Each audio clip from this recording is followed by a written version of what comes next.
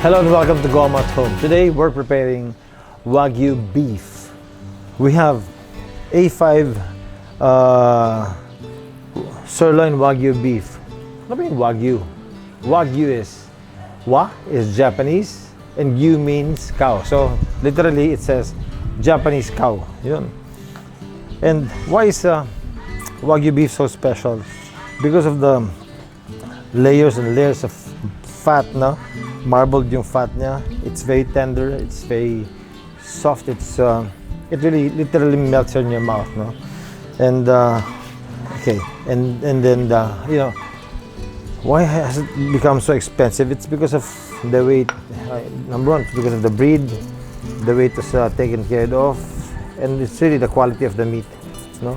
So lagyan ng salt, and then lagyan na sa frying pan na mainit na mainit. There you go. Whew, no oil. No? This best served, of course, pag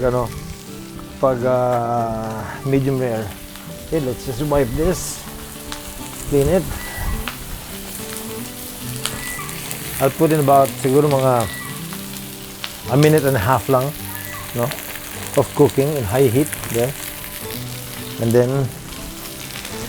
babalik tayo natin. And while we're doing that, putol tayo ng bread natin. I'll make this into a sandwich. Yun. Okay. There you go. Check our meat. Tama mo, wala akong nilagyan ng oil, pero look at that. Grabe yung fat, no?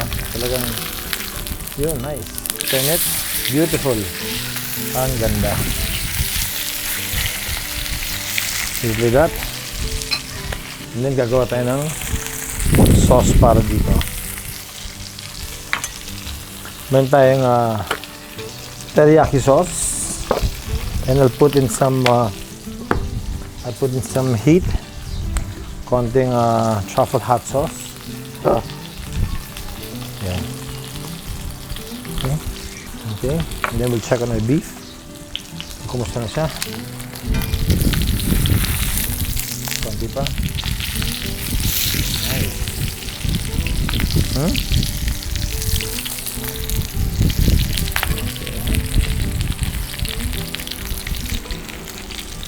Do not overcook your beef, okay? Kasi sayang yung beef kung i-overcook mo kasi titigas. Any beef, even the most expensive beef, pag in-overcook mo siya, might as well get the regular local beef na lang kung ganun din pagpaluluto mo. Okay? Nice. Check. Okay, good. We will cook the outside again. Ganda, nagpaka-brown. Nice one. Cook this way para maluto yung fat niya. Yung fat niya sa edge.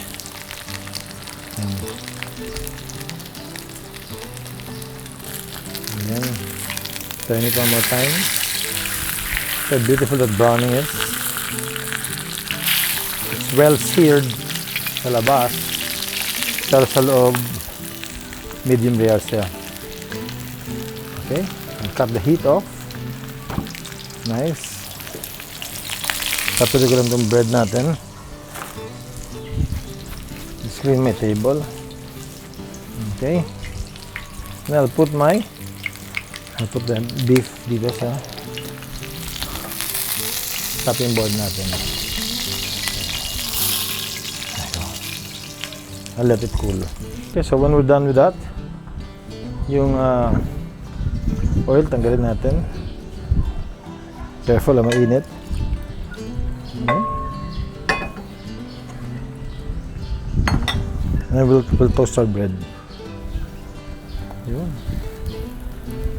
Toast natin yung bread natin. Tapos i-mix ko na to. Yung pinaka-sauce natin dun sa sa bread. It's going to be tangy and spicy.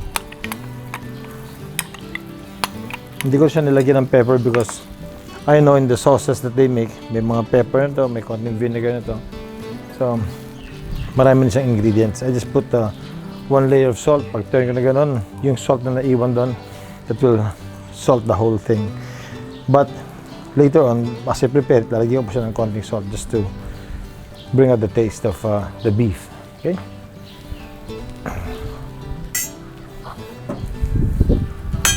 Tsaka bread. Okay. Good.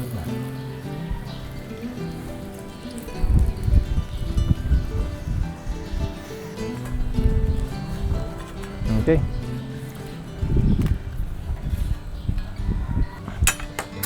Lagyan natin ng konting fat ng Wagyu. Yung pinaka butter natin sa ano. Pinaka butter natin sa bread. Yun.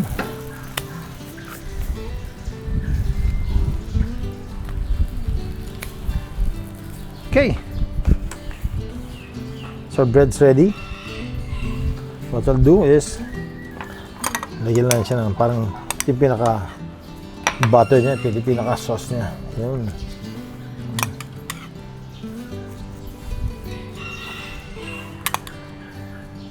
Parang all sides of the bread.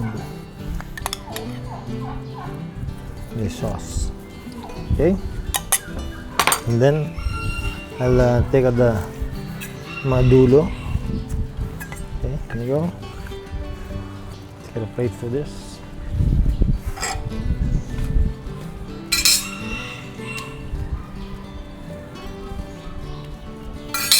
Alright, and then look at that.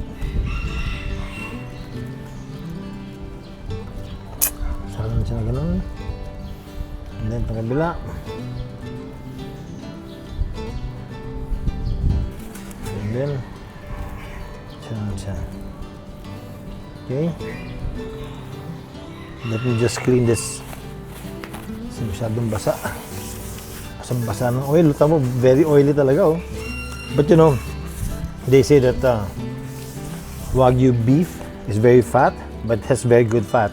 It has omega-3 and rich in omega-6. Yan. In fact, sabi nga nila, mas mataas pa yung cholesterol content ng chicken kesa Wagyu. No? Okay, here we go. Let's cut this. Okay.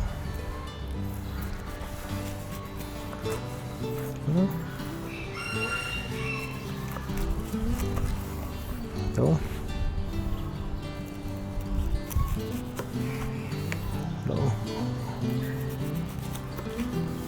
nice.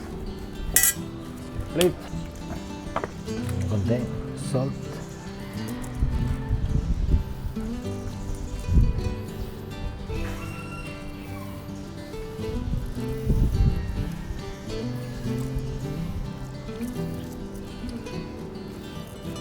Salt. Okay. There you go. And here's our Wagyu sandwich. That's what I'm talking about. Medium rare. And then you can see the layers of fat.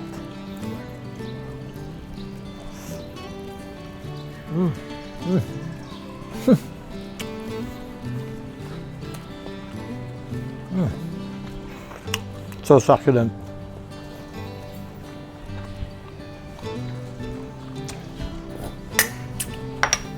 Just put a little salt.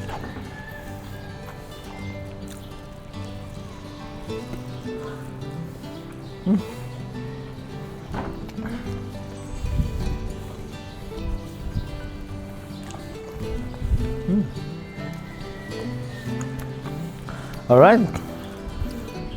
There you go. Wagyu sandwich. Sarap. It's so rich. It's really so rich, but so good. Oh, do this in your own home.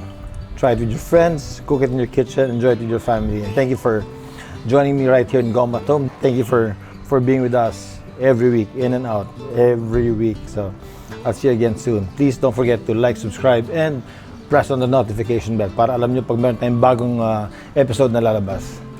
I'll see you again. See you!